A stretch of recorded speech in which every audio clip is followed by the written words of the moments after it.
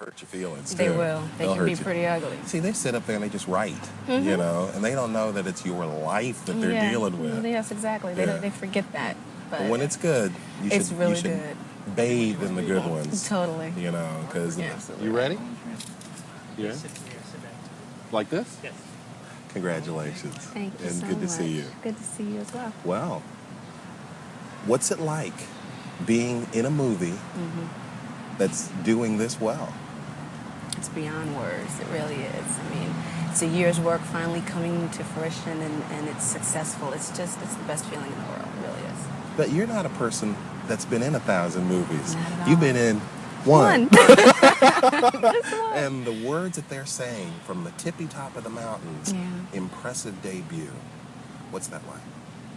It's amazing. It really is. When I went to shoot the film, I was very nervous. I kept telling myself, this is it. This is what you've wanted. This is the real deal. Now you gotta do your thing. You gotta put all of you in this, and hopefully they'll like you. And for people to say it's impressive and you're so natural, I mean, it's the best feeling in the world. I feel like all the hard work, it paid off.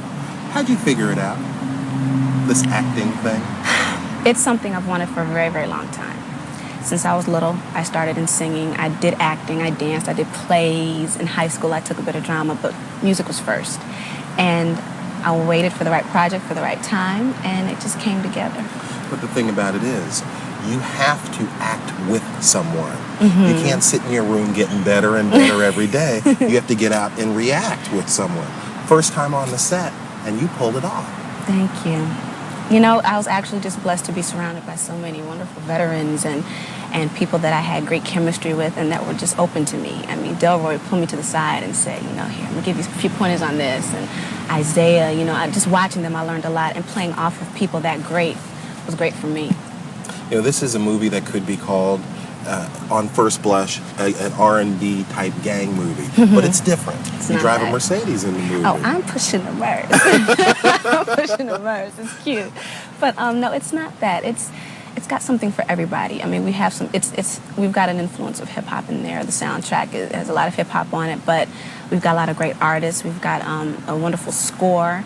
And the movie just has so many different colors, so many different elements. So it's not just a hip hop movie. It's just a great movie. I don't want to label it as one thing, Sometimes you sit there and you work for months and stuff comes out that isn't that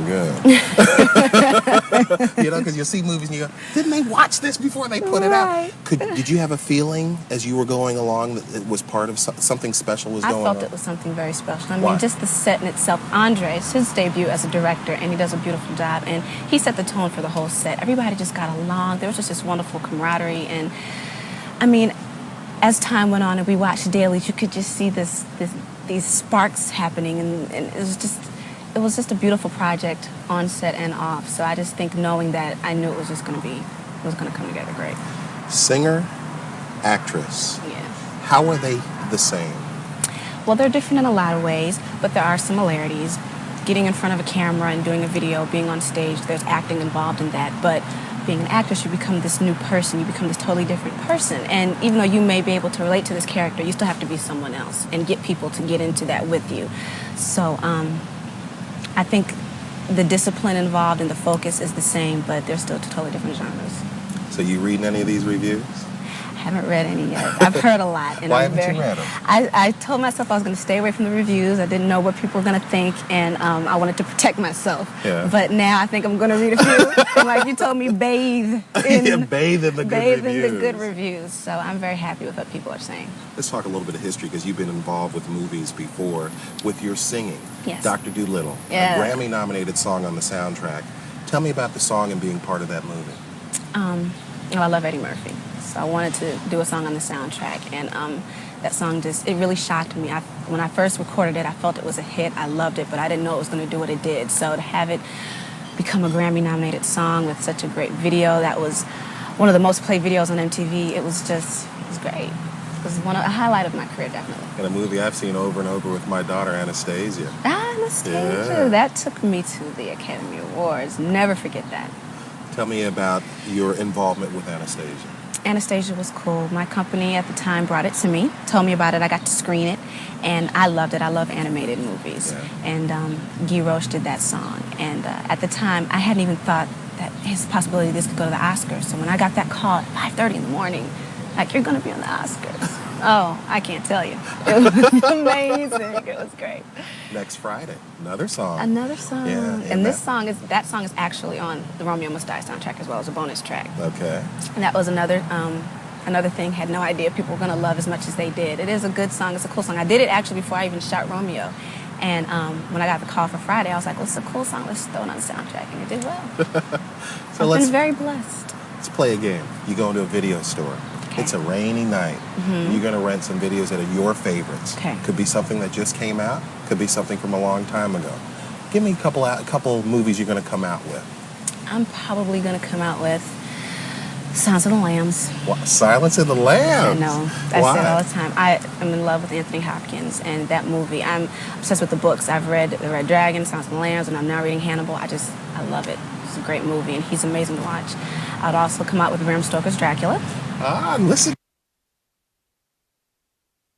Dracula and Silence of the Lambs. Why Bram Stoker's Dracula? I'm obsessed with vampires. Since I was a little girl, I loved Lost Boys.